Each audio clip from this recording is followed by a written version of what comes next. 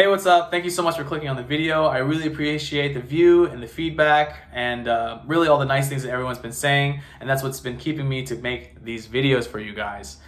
So with that, I just want to get started with a quick question. Are you someone that is trying to move from your non-tech related field into a software engineering field? Do you want to learn how to code?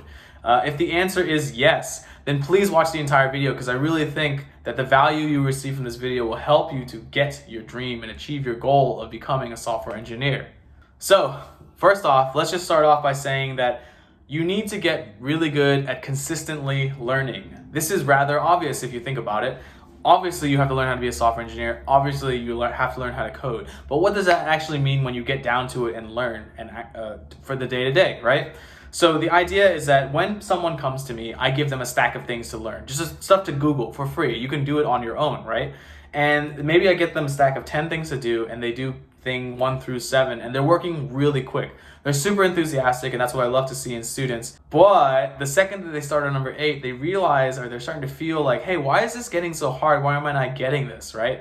And you know what, like around that assignment, people will start being like, hey, Izzy, I'm gonna take a quick break. I think I deserve it and I've already learned so much. Well, here's a newsflash for those people that say it. You actually don't deserve the break, especially if you're serious about becoming a software engineer. Think about the type of people that you're competing against. You are competing against people with degrees, people that are bred to become software engineers for 4 years of their life. And here you are trying to, make this miracle occur and study enough on your own without paying anyone else how to become a software engineer. To do this, you must be consistently studying every single waking moment of your life if you can, and trying to best these people that have degrees. And how can you do that? You do that by consistently every day studying. I would rather prefer that you study 1 hour every day for 7 days, as opposed to one day studying 7 hours all in that one day. The thing is that the latter, the 7 hours in one day, doesn't really help you to build a habit of learning. It doesn't help to increase your chances of being exposed to this code every day. Because it's new, it's gonna take some time to osmosis into your brain, right? So the idea is that you must expose yourself every day to the software culture, to code, so that you can become a software engineer. You can't just become a software engineer by working really hard once. It has to be over time. The only thing blocking you from becoming a software engineer is your effort and time. So don't skimp out on consistently learning every day. And here's a newsflash. Once you become a software engineer, the learning literally does not stop there. You have to keep going to keep up. But this is a normal thing that occurs through the field anyways, and it's something that you should expect. All right, the second thing is I really need you guys to just interview a lot better. If you think about it, you could be the best software engineer in the world, but if you can't convince someone that you are a software engineer and that you are worth hiring, then no one will hire you, right? Think about it. You are doing this, I think, because you want money, right? Because you want a change of experience, career. You've heard that the work-life balance is really nice for software engineers. You've been sold on the software engineering lifestyle. Well, it doesn't matter to you then if you just become a software engineer without getting paid. You want to get paid. To get paid, you need to go to interviews and get a job, right? The thing is I hear this a lot from my students is they will know how to code. They will know how to make these applications within the first month or 3 weeks. And I will say, hey, you know what? You're ready. Just go interview. Okay, well, first off, I lied. You're probably not ready, okay? But I'm encouraging them to go interview because they need to learn what they don't know, right? When you go into an interview, you are actually practicing a whole nother skill, which is the interview process. And in doing so, you will learn how to talk, how to convey what you know, and how to convey what you don't know. Think about it. These are a group of people that are trying to hire you to work as a team. There's no way that everyone on your team knows what they're doing, so you have to be able to figure it out yourself. This is the idea behind being in a software engineering team, okay? On top of that, this is the actual strat that I did when I was in college looking for an internship the summer before graduating, or actually the summer of like sophomore year, right? I sent out 300 applications over the course of the first semester that I tried to do this, right? Essentially, I was shotgunning it, but the idea is that I just needed one to bite. And the thing is I would go into that interview and I would fail. You will fail. You will fail most of your interviews, right? There's no way you're getting job offers left and right. The idea is that you go into the interview and you just try your best. You do some explanations, you try to prepare, and you will hear words and be asked questions that you honestly have no idea what they're talking about. But you need to take mental notes of these things because the industry does actually expect that you know what they are, or at least have touched them, right? Or have the ability to learn them on the job. You take that information, you go home, you're sad for a little bit, but then you reflect. What words did you not know? What concepts did you not know? And that is your study guide right there.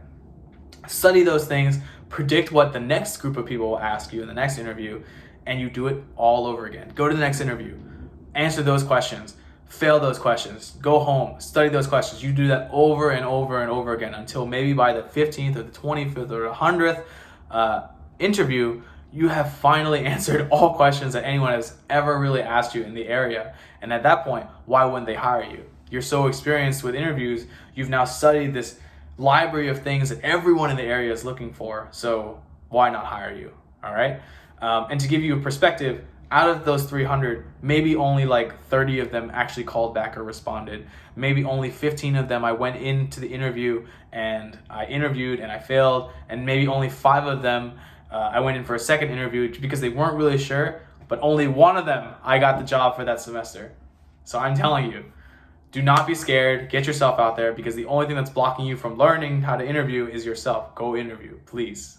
All right, so the third thing and the last thing that I'm going to say for this video, I think it's actually the most important, is that you need to take advantage of project-based learning. People want to hire a software engineer so that they can build products so that they themselves can make money. If you don't know how to build a product, like even though you know how to code, then you're still kind of new, you're still kind of worthless, right? But the idea is that if let's say you want to code, right, but you don't know where to start, you don't know how to make a GUI, you don't know how to make a visual front end for your users, instead of going, I'm going to make a visual front end, right, and make whatever the internet tells you to make, think about something that you can clone. For me, I made a Twitter clone, I made a Messenger clone, so just a chat application with WebSockets, just something quick like a contacts folder or a user registry page, a login screen. All these things I made, right? And I hosted them live with code, with a button that linked to the code on GitHub. So essentially, with each of these projects, I got better and better at like one thing. Like today, I'm gonna for this one project, I'm gonna learn Angular, so I'm gonna make a login screen, okay? That teaches you several things like input fields and buttons and layouts and CSS, right? Next, I want to make let's see, like a Twitter app that teaches you about a backend. Oh, how do I feed this information from that input field that I have into a backend to save it into a database, right? This is another project that can take 2 weeks, right? And then from there, oh, how do I make a web, like a chat messenger? I gotta learn something about WebSockets, okay? What's Socket.io? All these things come from a desire to make something because you yourself want to make them, and because you yourself want to make them, you have a stronger desire to finish them. Here's the key. Here's the key to getting those interviews, okay? If you have no experience and no previous experience and no degree, how the heck is anyone gonna want to pick you out from the group?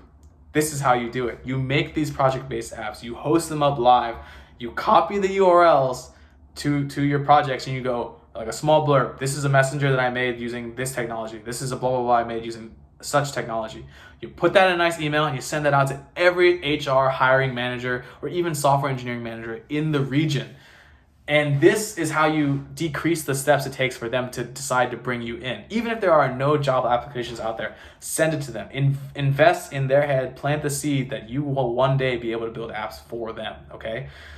Because if you send people just code or just a wall of text, they have to read the wall of text and they have to siphon through the code, which takes a lot of time. If you just send them a live running link of your application, they can literally see the email, see that they need to click on it if they want to see who you are. You click on they click on it, and within 15 seconds, they already are playing around with all these buttons. They see what's working, they're impressed, they see what's breaking, and they can level with you because they understand that you're new. This is the secret to getting a job and to becoming a software engineer, is project-based learning. This third one is very near and dear to me because this is how you set yourself apart from even computer science students. Computer science students coming out the field don't have these projects that use modern technologies, right? They might have some contact page or they might have some login form, whatever, but the point is they don't have it using modern technologies that everyone around you is looking for. All right, so that's it for all the tips. I just want to say another thing kind of as a bonus, like FYI. As we transition and exist in the year 2020, the whole new year, every year the software engineering field grows larger and larger in in terms of what people want. People want to jump into the field. More and more people are coming. So you, as a person that are watching this video, that have made it to the end, you must be serious. And I appreciate you for watching because you are a serious person. You want to become a software engineer. I hope this video and the rest of the videos I make really help you to propel you to the job that you want. And please, please message me. My Instagram is linked below. I think you can still DM in YouTube, but the point is, reach out if you want some help or some advice, because I want to see you in a position that you want to be. Again, thank you so much for watching. If you've come this far, please drop a comment. Tell me that you watched it and that you agree, you disagree, you think this would be better. Like my video, share it with your friends. You could save a life, and subscribe if you want to see more content. Again, thank you so much. Have a good day.